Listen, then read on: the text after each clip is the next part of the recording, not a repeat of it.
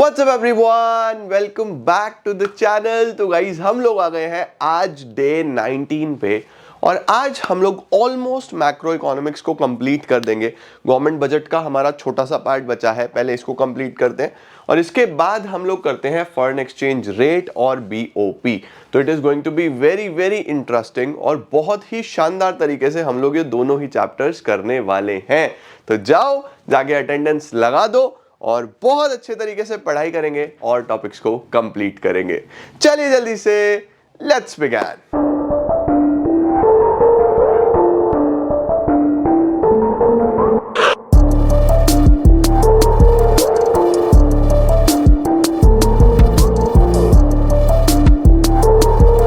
तो गाइस शुरू करते हैं हम लोग आज के सबसे पहले टॉपिक के साथ और वो है गवर्नमेंट बजट में डेफिसिट।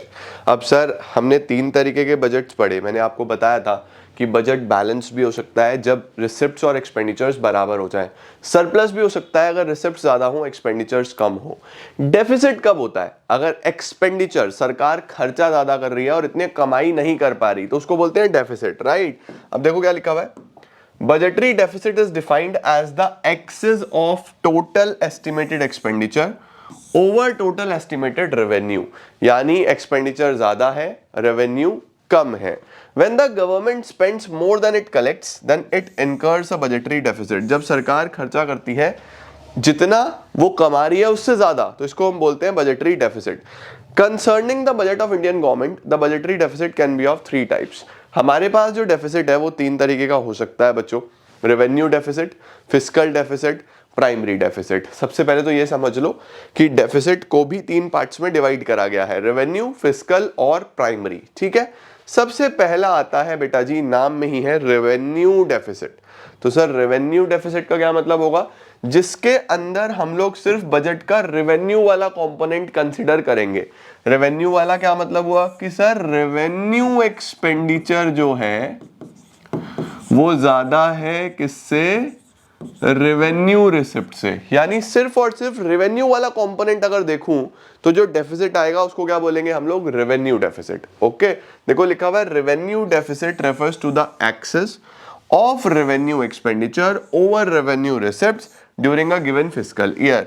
फॉर्मूला अगर आपको न्यूमेरिकल आ जाए तो कैसे निकालोगे? रेवेन्यू एक्सपेंडिचर में से रेवेन्यू रिसिप्ट माइनस कर दोगे, रेवेन्यू डेफिसिट आ जाएगा। ओके सर रेवेन्यू डेफिसिट क्या शो करता है?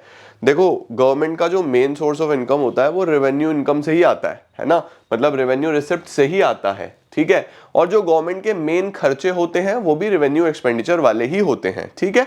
अब देखो क्या लिखा हुआ है, गवर्नमेंट अगर रेवेन्यू डेफिसिट में जा रहा है तो it shows the inability of the government to meet its regular and recurring expenditure. ये हमें ये शो कर रहा है कि सरकार अपने रेकरिंग और रेगुलर खर्चे भी नहीं निकाल पा रही है। दूसरा, it implies that government is dissaving. यहां से हमें यह समझ में आ रहा है कि सरकार क्या कर रही है, अब खर्चा अपनी रेवेन्यू रिसिप्ट से तो निकल नहीं पा रहा, तो या तो हमें प्रीवियस सेविंग्स यूज करनी पड़ेगी या हमें बोरो करना पड़ेगा। तो हम लोग ये बोल सकते हैं कि government is dissavings, right. इसका मतलब ये हुआ कि सरकार अपनी पुरानी सेविंग्स यूज करके खर्चे कर रही है। It also implies that the government has to make up this deficit from capital receipts. देखो मैंने आपको बोला ना कि सरकार अब रेवेन्यू रिसिप्ट से तो काम कर नहीं पा रही, वो तो कम रह गए, तो ये खर्चा पूरा करने के लिए भी सरकार को कैपिटल रिसिप्ट की तरफ जाना पड़ेगा थ्रू बोरोइंग्स और डिसइन्वेस्टमेंट्स। उसके बाद अगर हम कैपिटल रिसिप्ट्स यूज करते हैं बच्चों, देखो अगर हम कैपिटल रिसिप्ट्स यूज करते हैं फॉर एक्स्ट्रा कंजम्पशन एक्सपेंडिचर यानी कि फॉर एक्स्ट्रा रेवेन्यू एक्सपेंडिचर, तो उससे क्या होगा? इन्फ्लेशन होगा इकोनॉमी में। सर इन्फ्लेशन कैसे होगा? देखो एक बात बताओ, गवर्नमेंट रेवेन्यू एक्सपेंडिचर करने के लिए पैसा और बोरो करेगी, पैसा लेगी, तो पैसा लेके वो पैसा कहाँ जाएगा? इकोनॉमी में ही जाएगा, जनता को ही पहुंचाएगी, क्योंकि सरकार खर्चा करेगी, रोड बनाएगी, डैम बनाएगी, ब्रिज बनाएगी, गवर्नमेंट ऑफिसेस पे खर्चा करेगी, एम्प्लॉइज को सैलरी देगी, तो लोगों तक पैसा पहुंचेगा, मनी सप्लाई पहुंचेगा, तो उससे क्या होगा? डिमांड ज्यादा करेंगे लोग, इन्फ्लेशन होगा, महंगाई हो जाएगी। हायर बोरोइंग इंक्रीजेस, ज्यादा बोरोइंग से क्या होगा? जितना ज्यादा बोरो करेंगे उससे क्या होगा? गवर्नमेंट का बर्डन बढ़ेगा इन टर्म्स ऑफ लोन का बर्डन, इंटरेस्ट का बर्डन, तो सरकार के ऊपर बर्डन और बढ़ता जाएगा। एक तो आप पहले ही डेफिसिट में हो, फिर आप बोरो कर रहे हो और बर्डन बढ़ेगा। A high revenue deficit gives a warning signal to the government. एक हाई रेवेन्यू डेफिसिट सरकार को वार्निंग देता है कि भैया या तो खर्चे कम कर लो या इनकम बढ़ा लो, नहीं तो दिक्कत होने वाली है। आपका कुछ नहीं हो पा रहा, आप प्रॉब्लम में हो, तो या तो खर्चे कर लो अपने कम या इनकम को बढ़ाओ। नेक्स्ट आता है बच्चों हमारे पास रेवेन्यू डेफिसिट को ठीक कैसे किया जाए। दो ही तरीके हैं, या तो खर्चा कम करो भाई क्योंकि तुम ऑलरेडी बहुत खर्च कर रहे हो, या तो खर्चा कम करो या रेवेन्यू बढ़ाओ, दोनों में से एक चीज करनी होगी, तभी चीजें ठीक हो पाएंगी। ओके, इसके बाद क्या आता है fiscal deficit. Sir fiscal deficit क्या होता है, अब समझो बच्चों। फिस्कल डेफिसिट हमारे पास होता है, शब्द है फिस्कल, रेवेन्यू वाला पार्ट तो पहले देख लिया, तो फिस्कल में हम लोग लेते हैं total expenditure, total expenditure minus total receipts, total expenditure minus total receipts. अब सर टोटल एक्सपेंडिचर में क्या क्या आ जाएगा, देखो रेवेन्यू एक्सपेंडिचर तो पहले ले लिया था, प्लस कर दो कैपिटल एक्सपेंडिचर भी, माइनस रेवेन्यू रिसिप्ट तो पहले ले लिया था, प्लस कर दो इसके अंदर कैपिटल रिसिप्ट भी। लेकिन एक बात ध्यान से सुनो बच्चों, जो हमारी कैपिटल रिसिप्ट्स होती हैं उसके अंदर तो बोरोइंग्स भी होता है। अब बोरोइंग्स भले ही मेरे पास पैसा आ रहा है, बट क्या वो मेरा पैसा है? टैक्स तो सरकार का है, इंटरेस्ट, फीस, फाइन्स, पेनल्टी सरकार अपने पास रखेगी, बोरोइंग तो सर वापस करना है। तो हम लोग क्या बोलते हैं यहाँ पे, कैपिटल रिसिप्ट में हम लोग सिर्फ वही रिसिप्ट लेंगे जो सरकार की अपनी है। तो हम क्या करेंगे, यहाँ पे एक्सक्लूड कर देंगे बोरोइंग्स को, बोरोइंग्स हम कंसिडर नहीं करेंगे। तो इसका मतलब अगर हम कैपिटल रिसिप्ट्स में से बोरोइंग हटा देते हैं तो इनको पता क्या बोला जाता है, इनको बोला जाता है non debt creating capital receipts. इसके अंदर डेट वाला पार्ट नहीं है, ये सिर्फ वो रिसिप्ट्स हैं जो डेट क्रिएट नहीं करती। तो हमें फिस्कल डेफिसिट जब निकालना है तो ध्यान रखना है कि टोटल रिसिप्ट्स में जो कैपिटल रिसिप्ट्स लेनी है वो नॉन डेट क्रिएटिंग लेनी है बच्चों, जो डेट क्रिएट ना करे, क्योंकि पैसा अपना होना चाहिए, है ना। तो फिस्कल एक्सपेंडिचर, एक्सपेंडिचर नहीं, fiscal deficit refers to excess of total expenditure over total receipts excluding borrowings। ठीक है, तो इसका फॉर्मूला अगर आपको देखना हो तो होता है total expenditure minus total receipts excluding borrowings. तो अगर सरकार फिस्कल डेफिसिट में चली जाए, इसका मतलब समझ रहे हो क्या हो रहा है। फिस्कल डेफिसिट का मतलब है कि सरकार ने सब कुछ देख लिया, टोटल खर्चे ज्यादा है, टोटल रिसिप्ट्स कम है, टोटल खर्चे ज्यादा है, टोटल रिसिप्ट्स कम है। तो सरकार अब क्या करे सर, अब तो सब कुछ देख लिया, सारे सोर्सेज से देख लिया, तो गवर्नमेंट के पास बच्चों दो ऑप्शंस होते हैं अब टोटल खर्चे पूरे करने के लिए, या तो बोरो करो, लोन लो। लोन कहां से लें सर, वर्ल्ड बैंक से लो, आईएमएफ से लो, इंटरनेशनल गवर्नमेंट से लो। आपको डिपेंड रहना पड़ेगा फॉरेन कंट्रीज के ऊपर में भी, आपको डिपेंड रहना पड़ेगा अदर वर्ल्ड ऑर्गेनाइजेशंस के ऊपर में भी, आईएमएफ जैसी, है ना, वर्ल्ड बैंक जैसी। और या फिर आप नए नोट छाप सकते हो, डेफिसिट फाइनेंसिंग। लेकिन नए नोट छापोगे तो फिर एक ओवरऑल बर्डन इकोनॉमी पे ही आता है, बहुत ज्यादा नोट नहीं छाप सकते, हाइपर इन्फ्लेशन हो जाएगा, बहुत महंगाई बढ़ जाएगी, क्योंकि इतने नोट छापेंगे इकोनॉमी में जाएंगे, इकोनॉमी में जाएंगे तो लोग उल्टी सीधी डिमांड करने लगेंगे, बहुत इन्फ्लेशन हो जाएगा। ऐसा कई कंट्रीज के साथ हुआ है, इसीलिए अनलिमिटेड नोट्स हम लोग नहीं प्रिंट कर सकते। तो गवर्नमेंट ज्यादा ऑप्शन कौन सा प्रेफर करता है, बोरोइंग्स प्रेफर करता है। तो ध्यान रखना फिस्कल डेफिसिट को पूरा करने के लिए हमारे पास जो ऑप्शंस होते हैं वो दो होते हैं, या तो बोरोइंग्स या फिर डेफिसिट फाइनेंसिंग। बोरोइंग्स देखो लिखा हुआ है, fiscal deficit can be met by borrowings from internal sources, public से ले सकते हो, बैंक से ले सकते हो, या फिर एक्सटर्नल सोर्सेज, फॉरेन गवर्नमेंट्स और इंटरनेशनल ऑर्गेनाइजेशंस, या नए नोट छाप लो, डेफिसिट फाइनेंसिंग। लेकिन ये यूजुअली गवर्नमेंट अवॉइड करती है। ओके, अब इसके क्या क्या इंप्लीकेशंस होंगे बच्चों, फिस्कल डेफिसिट के क्या क्या इंप्लीकेशंस हैं। देखो फिस्कल डेफिसिट का सबसे पहला इंप्लीकेशन आप ये बोल दो, फॉरेन डिपेंडेंस, क्योंकि भैया हम लोगों के पास पैसा ही नहीं बचा है, हम लोग के खर्चे ज्यादा हैं और टोटल रिसिप्ट्स हमारी कम है, तो हमें फॉरेन कंट्रीज के ऊपर कहीं ना कहीं डिपेंड होना पड़ेगा पैसे के लिए। तो ये क्या शो करता है, हमारा फॉरेन डिपेंडेंस शो करता है। दूसरा क्या होता है बच्चों हमारे पास, hampers the future growth. Hampers the future growth का क्या है सर, क्योंकि हम लोग, हमारी पिछले ही इतने खर्चे पेंडिंग है, पिछले ही हमारे पेमेंट्स इतने पेंडिंग है कि हम उन्हीं पे सारा पैसा खर्च कर देंगे, तो फ्यूचर ग्रोथ पे कोई ध्यान ही नहीं दे पाएगा। उसके बाद इन्फ्लेशन, इन्फ्लेशन महंगाई होती है सर। जब भी सरकार खर्चा करेगी, जब भी गवर्नमेंट खर्चा करेगी और रिसिप्ट्स कम होंगी तो उस सिनेरियो में मनी सप्लाई इकोनॉमी में बढ़ेगा, लोगों के पास पैसा पहुंचेगा। गवर्नमेंट अगर बोरो करती है तब भी गवर्नमेंट क्या करेगी, उस पैसे को इन्वेस्ट करेगी इकोनॉमी में, और जितना इन्वेस्टमेंट होगा उससे कई गुना इनकम जनरेट होगा, लोगों तक पैसा पहुंचेगा, डिमांड बढ़ेगी, इन्फ्लेशन होगा। ओके। और डेट ट्रैप, हम कर्जे में फंसते जाएंगे सर। हम कर्जे में कैसे फंसते जाएंगे?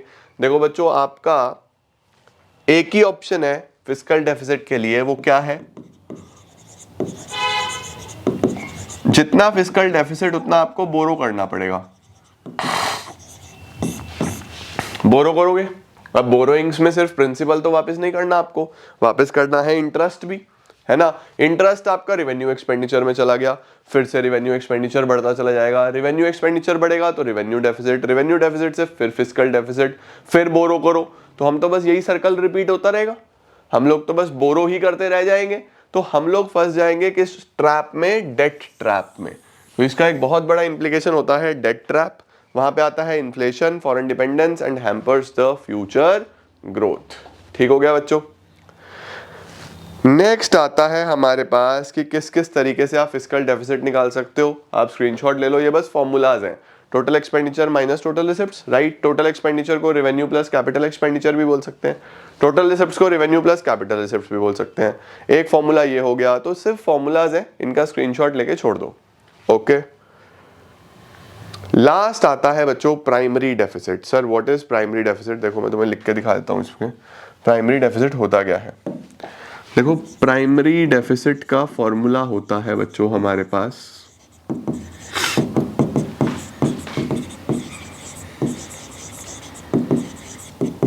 फिस्कल डेफिसिट माइनस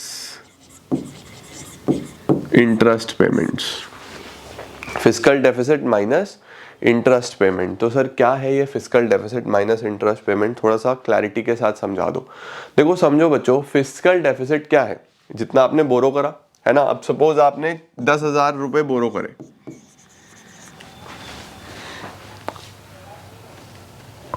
10,000 बोरो कर लिए।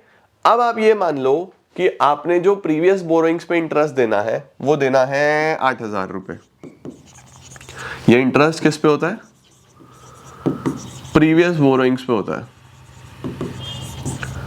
तो प्रीवियस बोरोइंग्स पे मेरा इंटरेस्ट है 8,000, फिस्कल डेफिसिट है 10,000। अब मुझे बताओ कितना पैसा बचा? 2,000 बचा। ये 2,000 को हम प्राइमरी डेफिसिट बोलते हैं। अब प्राइमरी डेफिसिट शो क्या कर रहा है? It is showing borrowings which are made for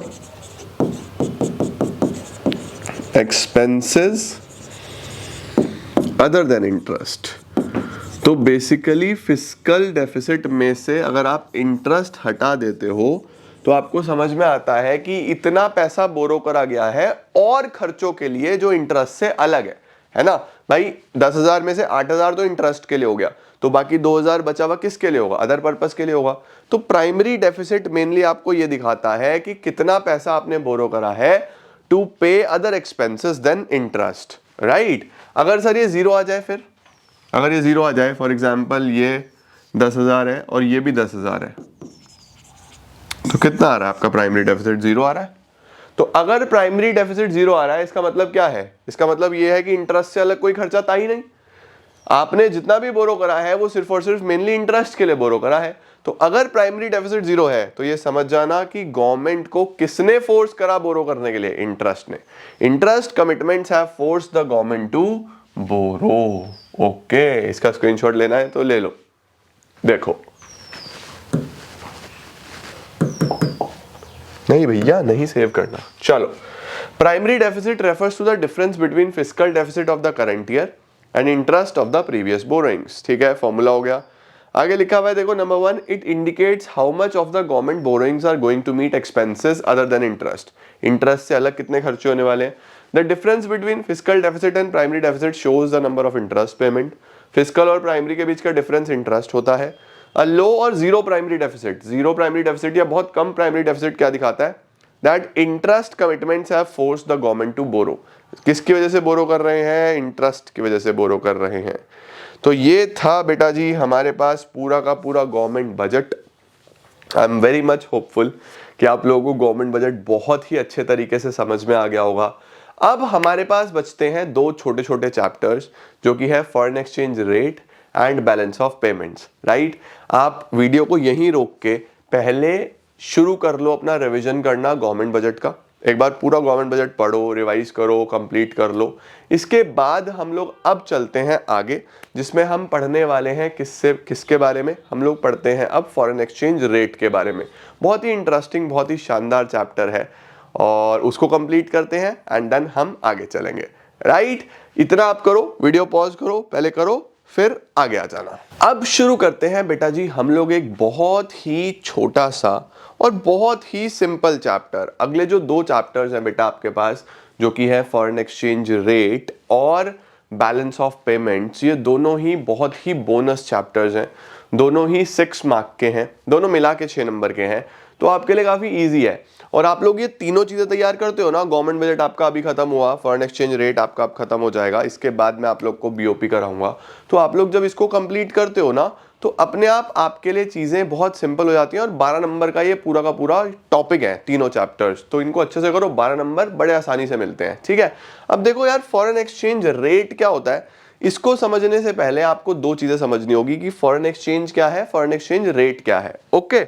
अब आप एक एज्यूम कर लो कि जितनी भी करेंसीज हमारी करेंसी से अलग हैं, जैसे सपोज डॉलर ले लो, ठीक है, यूरो ले लो, पाउंड ले लो, कोई भी करेंसी जो रुपया नहीं है, वो हमारे लिए क्या है, फॉरेन एक्सचेंज है। तो सर फॉरेन एक्सचेंज क्या होता है? All the currencies other than the domestic currency for a country is known as foreign exchange. जैसे इंडिया की डोमेस्टिक करेंसी रुपया है, तो हमारे लिए यूएस डॉलर, पाउंड, ये सब फॉरेन एक्सचेंज में आ जाएगा। सर फॉरेन एक्सचेंज रेट क्या होता है? देखो बच्चों, मुझे एक बात बताओ, अगर आपको दुबई जाना है, ठीक है, तो दुबई में चलता है दिरहम, राइट। अब दिरहम में वहां पे ट्रांजैक्शन होती है, तो रुपया तो वहां पे चलेगा नहीं। अगर आप वहां जाओगे तो आपको दिरहम्स की जरूरत पड़ेगी, राइट। तो आपको दिरहम सेम रेट पे नहीं मिलते। इंटरनेशनल मार्केट में सभी करेंसीज की वैल्यू डिफाइन होती है, सही है। तो हम जब दुबई जाएंगे तो हमें दिरहम्स चाहिए। अब दिरहम का क्या रेट है? दिरहम का रेट है कि अगर एक दिरहम लेना है तो हमें लगभग 23 रुपीज देने पड़ते हैं, नियर अबाउट 22, 23, ऊपर नीचे होता रहता है, अभी सिखाऊंगा कैसे होता है। तो इस रेट को क्या बोला जाता है? फॉरेन एक्सचेंज रेट, ठीक है। उसी तरीके से अगर हमें डॉलर खरीदना हो तो फिर वो लगभग 80 रुपीज हमें देने पड़ते हैं। पाउंड लेना हो तो लगभग 100 रुपीज हमें देने पड़ते हैं। इसका मतलब ये है कि उनकी वैल्यू हमारे से काफी ज्यादा है, राइट। अगर हमें उनका एक यूनिट खरीदना है तो हमें हमारे 80 यूनिट, 100 यूनिट, 20 यूनिट देने पड़ रहे हैं, तो उनकी वैल्यू ज्यादा है, हमारी वैल्यू कम है फिलहाल, राइट। बट इस रेट को क्या बोलते हैं? Foreign exchange rate.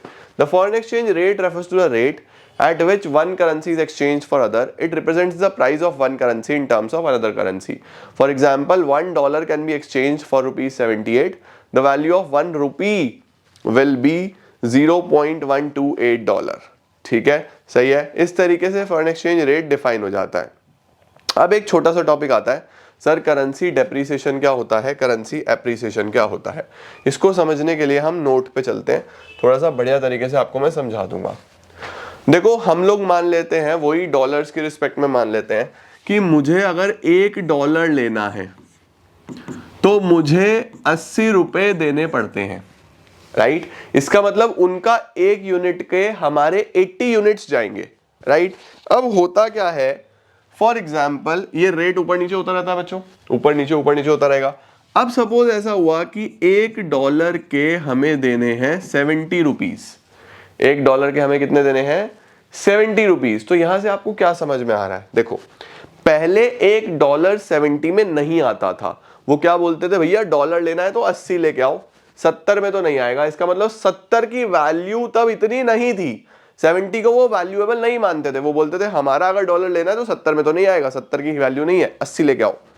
अभी आज वही 70 में डॉलर आ जाता है, तो मुझे बताओ क्या हमारे 70 की वैल्यू बढ़ गई है या नहीं बढ़ गई है?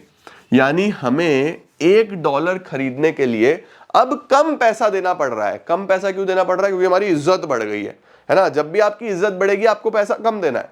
तो इसको क्या बोलते हैं? इसको हम बोलते हैं appreciation of domestic currency.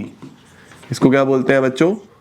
Appreciation of domestic currency. हमारे 70 का वैल्यू बढ़ गया, तभी तो 70 में भी डॉलर आ रहा है। अब अगर इसका उल्टा हो जाए, $1 के पहले 80 रुपए देने पड़ते थे, अभी $1 के सपोज 100 रुपए देने हैं, तो पहले $1 80 में आ जाता था, हम 80 में ले पाते थे।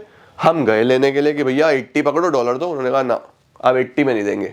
अब तो डॉलर की वैल्यू बढ़ गई है भाई, डॉलर की इज्जत बढ़ गई है, आपके 80 में तो ये आएगा नहीं।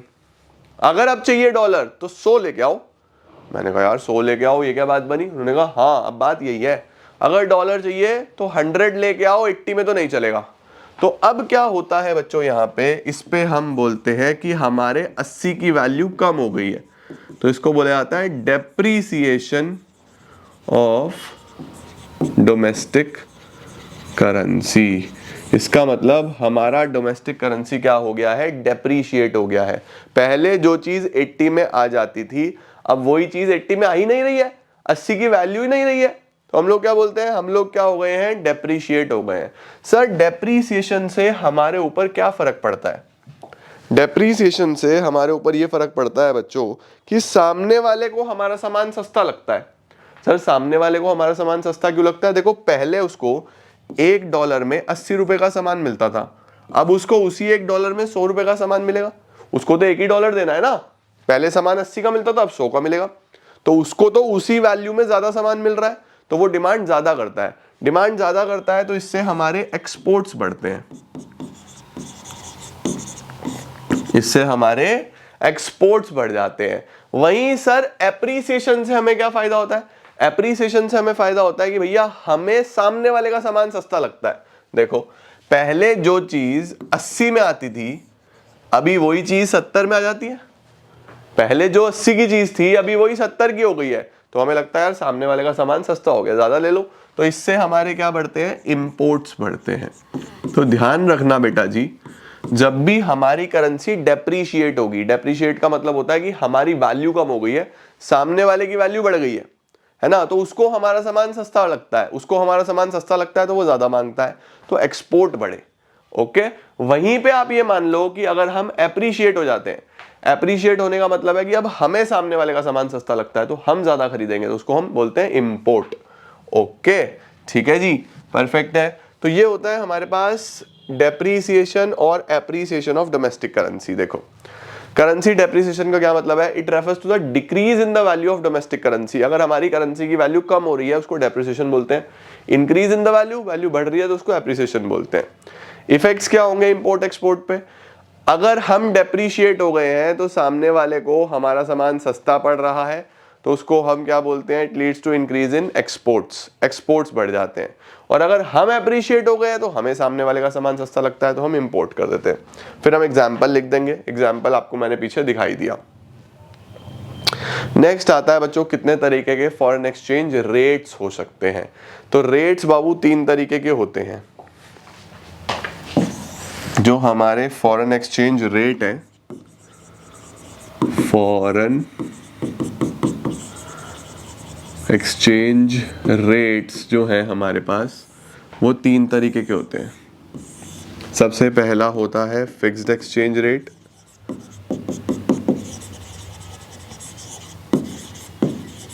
दूसरा होता है फ्लेक्सिबल या फिर फ्लोटिंग एक्सचेंज रेट,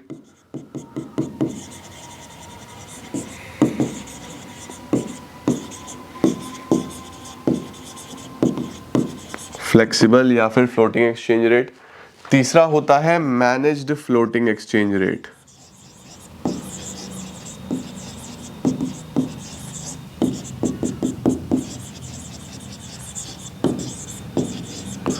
तो एक होता है फिक्स्ड एक्सचेंज रेट, दूसरा होता है फ्लेक्सिबल एक्सचेंज रेट, तीसरा होता है managed floating exchange rate. Sir fixed exchange rate कौन सा होता है? फिक्स्ड एक्सचेंज रेट वो रेट है बच्चों जो सरकार फिक्स्ड करती है। This is fixed by the government.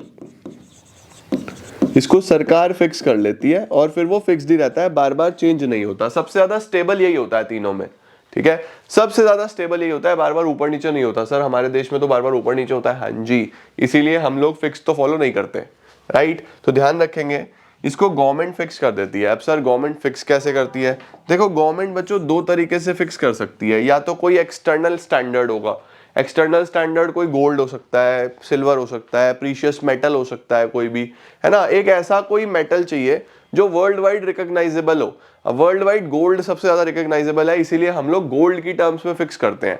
तो फिक्स एक्सचेंज रेट में या तो एक्सचेंज रेट फिक्स होगा गोल्ड की टर्म्स में, या फिर फिक्स होता है किसी फॉरेन करेंसी की टर्म्स में। अब फॉरेन करेंसी वर्ल्ड वाइड सबसे ज्यादा कौन सी चलती है? डॉलर।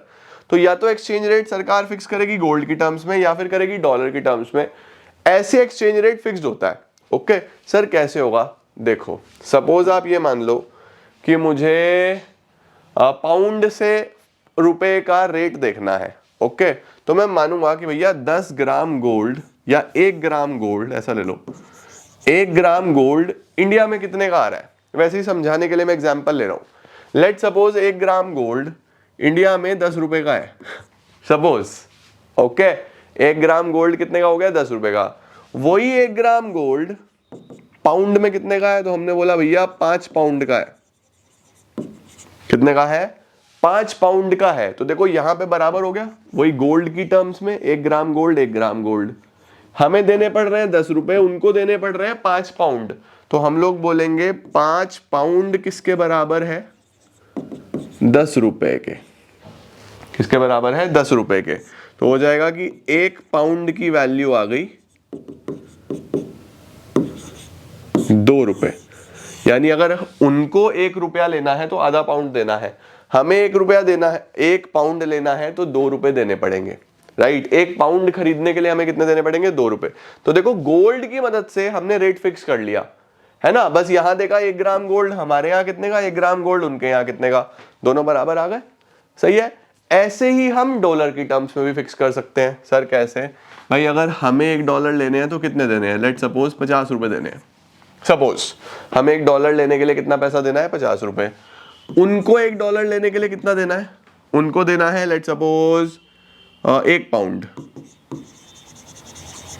उनको 1 पाउंड देना है $1 का फॉर एग्जाम्पल। तो हम बोलेंगे देखो यहां पे भी डॉलर, यहां पे भी डॉलर, सेम हो गया। तो हम बोलेंगे 1 पाउंड की जो वैल्यू है वो 50 रुपीज हो गई। देखो यहां हमने एक्सचेंज रेट फिक्स करा डॉलर की टर्म्स में। राइट तो या तो हम लोग फिक्स कर सकते हैं गोल्ड की टर्म्स में, गोल्ड की टर्म्स में करते हैं तो इसको हम बोलते हैं बेटा गोल्ड स्टैंडर्ड। अगर हम किसी एक्सटर्नल करेंसी की टर्म्स में करते हैं तो इसको हम बोलते हैं ब्रेटन वुड्स सिस्टम। ठीक है। तो आपको पता होना चाहिए कि एक्सचेंज रेट कैसे गवर्नमेंट फिक्स करती है। सही है। चलो sir flexible exchange rate system कौन सा होता है?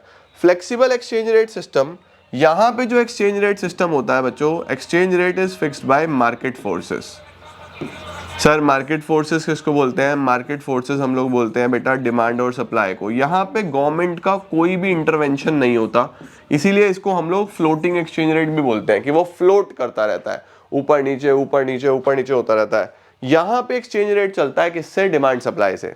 ठीक है। फॉर एग्जाम्पल मैं आपको बोल रहा हूँ कि फिलहाल फॉरेन एक्सचेंज रेट कैसे डिसाइड होगा, तो हम बोलेंगे भैया डिमांड कितनी है? ये है सर डॉलर की डिमांड। ओके सप्लाई कितनी है? ये है सर डॉलर की सप्लाई। तो डिमांड सप्लाई जहां पे इंटरसेक्ट करेंगे उसको क्या बोलते हैं सर? उसको इक्विलिब्रियम बोल देते हैं। इक्विलिब्रियम आ गया।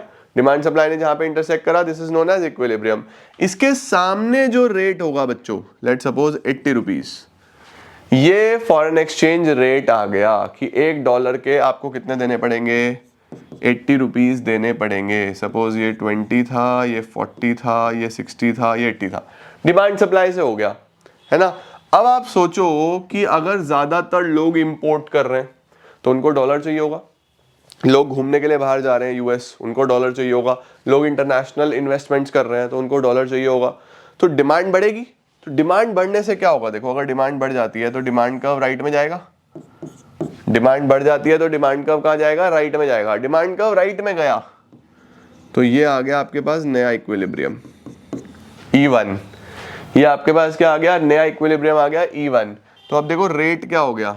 डिमांड बढ़ती है तो रेट 80 से बढ़ के 100 हो गया।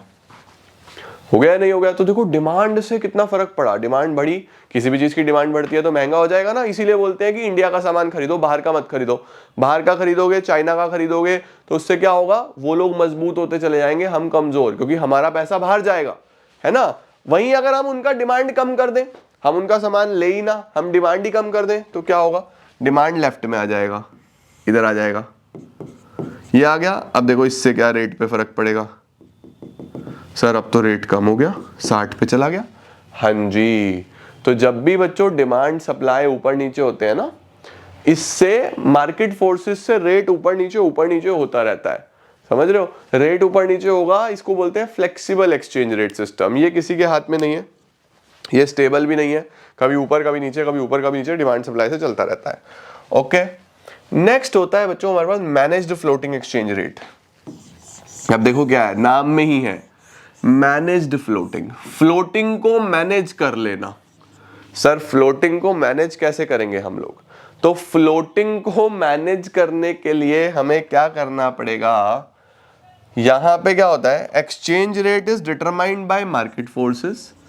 एक्सचेंज रेट डिसाइड तो मार्केट फोर्सेस से ही होगा, यानी वही डिमांड सप्लाई से ही होगा, लेकिन RBI intervene to keep it close to the target values. यहां पे बच्चों आरबीआई क्या करता है, आरबीआई रेट को अपनी टारगेट वैल्यू के अंदर ही रखने की कोशिश करता है। इसका मतलब यहां पे जो रेट फ्लेक्सिबल नहीं है, यहां पे होगा तो मार्केट फोर्सेस से, बट आरबीआई कंट्रोल बना के रखेगा बीच के अंदर अपना, और बहुत ज्यादा ऊपर भी नहीं जाने देगा, बहुत ज्यादा नीचे भी नहीं जाने देगा। यानी आरबीआई पूरी कोशिश करता है कि रेट बहुत ज्यादा ना बढ़े, सही है। इसीलिए हम इसको क्या बोलते हैं, मैनेज्ड फ्लोटिंग। और इसका दूसरा नाम होता है डर्टी फ्लोटिंग, कि भैया आप फ्लोट ही नहीं होने दे रहे हो, आप अपने हिसाब से ऊपर नीचे कर रहे हो, उसको बोलते हैं डर्टी फ्लोटिंग। तो ध्यान रखो, फिक्स तो बिल्कुल सरकार ने फिक्स कर दिया, फ्लेक्सिबल गवर्नमेंट कुछ करती नहीं है, ऊपर नीचे होता रहता है मार्केट फोर्सेस से। मैनेज फ्लोटिंग में डिसाइड तो मार्केट फोर्सेस से ही होगा, लेकिन आरबीआई बीच में इंटरवीन करके अपने हिसाब से उसको एडजस्ट करने की कोशिश करेगा। देखो कैसे, ये आपका डिमांड कर्व है, ये सप्लाई कर्व है, ये इक्विलिब्रियम है, और ये सामने रेट आ गया, सपोज 20, 40, 60, 80, तो 70 रुपीज का रेट फिलहाल आ रहा है, ठीक है। अब हमारे हिसाब से मार्केट में जो रेट होना चाहिए वो 70 रुपीज होना चाहिए। आरबीआई को ऐसा लगा कि यार ये थोड़ा ज्यादा जा रहा है, हम चाहते हैं ये कम जाए, ये बहुत ज्यादा है, हम ये चाहते हैं कि इससे कम रहे। तो आरबीआई तो custodian of foreign exchange reserves, RBI के पास तो बहुत सारे फॉरेन एक्सचेंज रिजर्व्स होते हैं। तो आरबीआई क्या करेगा, आरबीआई अपने रिजर्व में से फॉरेन एक्सचेंज निकालेगा और मार्केट में सेलिंग के लिए निकाल देगा कि भैया हमें नहीं चाहिए, खरीदो, आप लोग ले लो, हम तो बेचना चाहते हैं, हमें नहीं चाहिए। तो बेचना चाहते हैं तो मार्केट में सप्लाई बढ़ेगा फॉरेन एक्सचेंज का, सप्लाई बढ़ेगा तो सप्लाई कर्व जाएगा राइट में। जब सप्लाई कर्व राइट में जाएगा बच्चों, तो ये नया इक्विलिब्रियम आ गया, ये पहले वाला इक्विलिब्रियम, ये नया इक्विलिब्रियम। अब इससे रेट पे देखो क्या इंपैक्ट आएगा, रेट नीचे आ जाएगा 40 पे। अब मार्केट फोर्सेस के हिसाब से रेट 70 था, हम चाहते थे नीचे आ जाए, है ना। अब ये तो मैंने हाइपोथेटिकल एग्जांपल लिया हुआ है, 70 से 40 इतना फर्क नहीं आता, फर्क 2-4 रुपए का आता है, वो भी बहुत ज्यादा है, उससे भी कम ही आता है, समझ रहे हो। तो आरबीआई कोशिश करता है कि उनकी टारगेट वैल्यूज में रहे, बहुत ज्यादा ऊपर नीचे ना हो। तो आरबीआई अपने पास जो रिजर्व्स हैं, जो फॉरेन एक्सचेंज की कस्टडी है, उसको सेल या डिमांड बढ़ा के उस रेट को ऊपर नीचे कर सकता है। ओके, इसको हम बोलते हैं manage floating exchange rate system. बहुत बढ़िया, देखो क्या लिखा हुआ है हमारे पास, फिक्स्ड एक्सचेंज रेट सिस्टम जिसका नाम है packed exchange rate system, flexible का नाम फ्लोटिंग, मैनेज फ्लोटिंग मैंने आपको बता दिया, डर्टी फ्लोटिंग बोलते हैं। Fixed exchange rate system refers to a system in which exchange rate is fixed by the government as it is, आपको लिख के आना है। Under this system each country keeps the value of its currency fixed in terms of some external standard.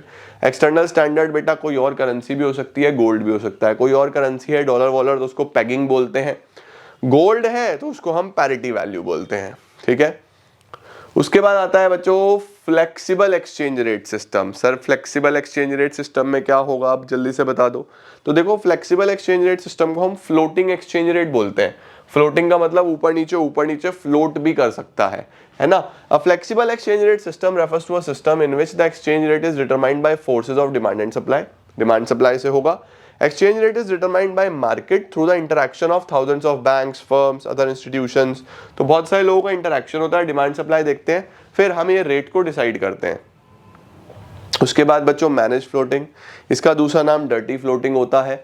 It refers to a system in which foreign exchange rate is determined by market forces. Market forces से होगा, but central bank influences the rate. Central bank थोड़ा सा उसको influence करेगा through intervention. Intervention का मतलब अपने हिसाब से कहीं ना कहीं एडजस्ट कर देगा।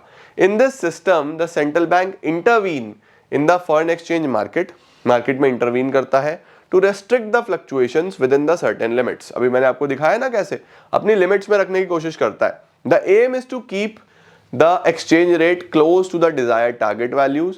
For this central bank maintain reserves. Reserves होते हैं ताकि उस रिजर्व्स को यूज करके हम लोग एक्सचेंज रेट को बहुत ज्यादा ऊपर जाने से रोक सकें।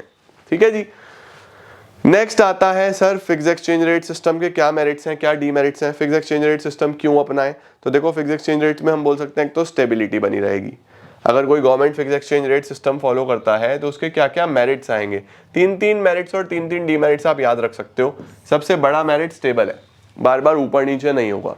अगर स्टेबल है बच्चों तो ट्रेड करना आसान होगा, ट्रांजेक्शन करना आसान होगा, क्योंकि भैया इंटरनेशनल कॉन्ट्रैक्ट्स में अगर मुझे आज ऑर्डर आया, एक महीने तक मैं पूरा करूंगा, तब तक तो रेट पता नहीं कहाँ चला जाएगा। तो हो सकता है मुझे फायदा हो जाए, हो सकता है मुझे नुकसान हो जाए। तो जब भी स्टेबल रहेगा ना तो इंटरनेशनल इन्वेस्टमेंट ज्यादा आएगा, इंटरनेशनल ट्रेड बेहतर होगा, तो हमें ट्रेड करने में हेल्प मिलती है। दूसरा इंटरनेशनल इन्वेस्टमेंट बहुत ज्यादा आता है। क्यों? क्योंकि ऐसा लगता है कि भैया रेट तो सेम ही है, बहुत ज्यादा ऊपर नीचे नहीं है, तो रिस्क नहीं है, जिस रेट पे आप इन्वेस्ट कर रहे हो उसी पे रहने वाला है ना।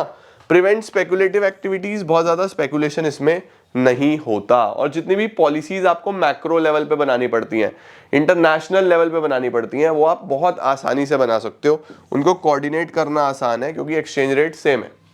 डीमेरिट्स क्या होते हैं? बहुत सारे रिजर्व्स चाहिए, क्योंकि भैया डॉलर की टर्म्स में बनाओगे फिक्स रखना पड़ेगा, या गोल्ड की टर्म्स में बनाओगे गोल्ड भी होना चाहिए उतना।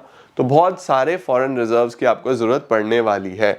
कई बार बहुत सारा डिफिकल्टी हो जाता है एक्सचेंज रेट फिक्स करने में। क्यों डिफिकल्टी हो जाता है? डिफिकल्टी इसलिए हो जाता है बेटा क्योंकि गोल्ड की वैल्यू भी तो ऊपर नीचे हो जाती है इंटरनेशनल मार्केट्स में, है ना। डॉलर का वैल्यू इंटरनेशनली भी तो अलग अलग कंट्री के हिसाब से ऊपर नीचे हो सकता है।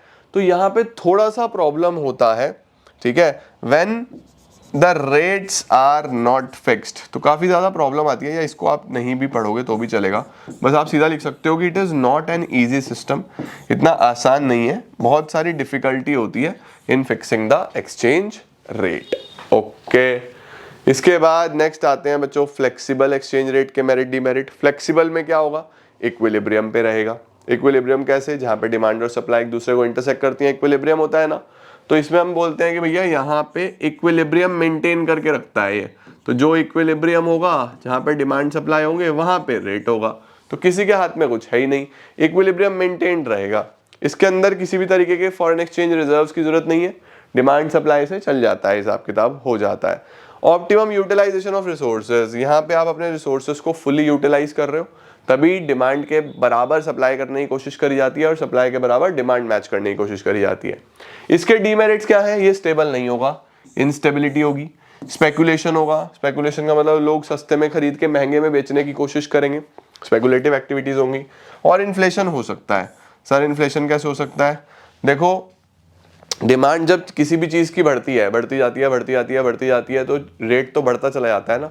तो इकोनॉमी में महंगाई होने के चांसेस इसमें हो सकते हैं। तो ये है बच्चों हमारे पास फ्लेक्सिबल एक्सचेंज रेट सिस्टम। अब हमारे पास एक छोटा सा टॉपिक आ रहा है sir, what is devaluation and what is depreciation. इसके लिए मैं आपको एक टॉपिक लिखवा देता हूं, क्या बोलोगे आप? चल जाए यार। Depreciation and appreciation, devaluation and revaluation। सबसे पहले ये समझो बच्चों कि डेप्रीसिएशन और डीवैल्यूएशन का मतलब है करेंसी का वैल्यू कम होना। इसका मतलब ये है कि आपकी डोमेस्टिक करेंसी जो है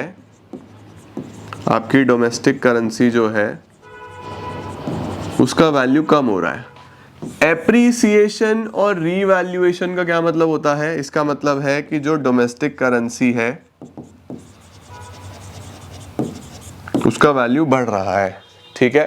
but the major difference is जब सरकार इसको खुद करे, जब गवर्नमेंट इसको खुद करे ऊपर या नीचे, यानी फिक्स एक्सचेंज रेट सिस्टम में सरकार उसको नीचे भी लेके आ सकती है, ऊपर भी लेके आ सकती है, तो उसको हम बोलते हैं डीवैल्यूएशन एंड रीवैल्यूएशन। इसका मतलब अगर डन बाय गवर्नमेंट है, ऊपर या नीचे सरकार कर रही है, तो उसको हम लोग डेप्रिसिएशन ना बोल के डीवैल्यूएशन बोलते हैं और एप्रिसिएशन ना बोल के रीवैल्यूएशन बोलते हैं। इसका मतलब अगर ये गवर्नमेंट ने करा तो उसको डीवैल्यूएशन या रीवैल्यूएशन बोला जाता है, ओके। और अगर मार्केट फोर्सेस से हुआ तो आप जानते ही हो, डेप्रिसिएशन एंड एप्रिसिएशन। अगर डन बाय मार्केट फोर्सेस हुआ तो ध्यान रखना बच्चों, ये इसको क्या बोला जाता है? डेप्रिसिएशन और एप्रिसिएशन। अब देखो, अगर गवर्नमेंट कर रही है तो ऑफ कोर्स ये फिक्स एक्सचेंज रेट सिस्टम में चलेगा, खुद हो रहा है तो ये फ्लेक्सिबल एक्सचेंज रेट सिस्टम में चलेगा। यही बेसिक डिफरेंस होता है डेप्रिसिएशन डिवैल्यूएशन में। आपसे एप्रिसिएशन रिवैल्यूएशन भी पूछ सकता है, इसलिए मैंने आपको दोनों बता दिए। देखो जी, devaluation refers to reduction in the price of domestic currency in terms of foreign currency. Depreciation refers to the fall in the market price of domestic currency in terms of foreign currency. Okay, ये सरकार करती है, ये market forces से होगा। ये fix exchange rate system में चलेगा, वो फ्लेक्सिबल एक्सचेंज रेट सिस्टम में चलेगा। तो आई होप बेटा जी आप लोग को बहुत अच्छे तरीके से समझ में आ गया होगा कि एक्सचेंज क्या होता है, एक्सचेंज रेट क्या होता है, कितने तरीके के एक्सचेंज रेट सिस्टम्स होते हैं, क्या उनके मेरिट्स हैं, क्या उनके डीमेरिट्स हैं, क्या डीवैल्यूएशन, क्या डेप्रिसिएशन, क्या रीवैल्यूएशन, क्या एप्रिसिएशन। ठीक है, हमारे सिलेबस में मेनली बच्चों यही टॉपिक्स लिखे हुए हैं, बट कुछ छोटी छोटी चीज़ें और हैं जो शायद तुम्हारे से पूछ ले, मुझे नहीं लगता पूछेगा। सीबीएसई सिलेबस को अगर हम फॉलो करते हैं तो यही लिखा हुआ है स्ट्रिक्टली, है ना। तो इतना ही आपको करना है, बट कुछ छोटी छोटी चीज़ें हैं, आओ वो भी डिस्कस कर लेते हैं। अब एक तो छोटा सा टॉपिक ये होता है बच्चों की फॉरेन एक्सचेंज की डिमांड कब कब आती है ना।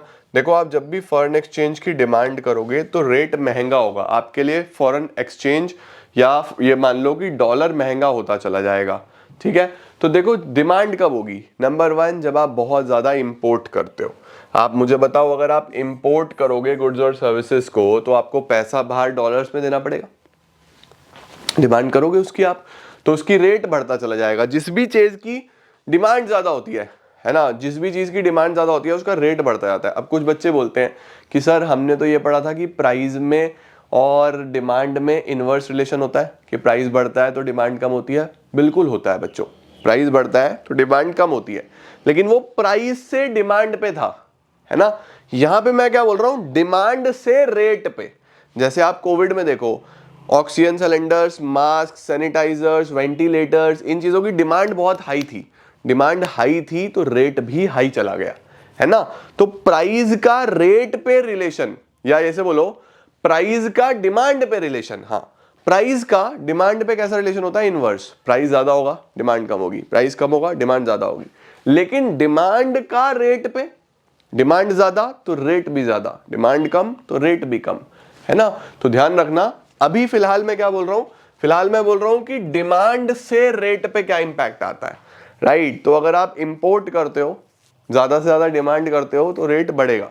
उसके बाद टूरिज्म, अगर आप बाहर घूमने जाओगे तो भी आप ज्यादा से ज्यादा डिमांड करोगे।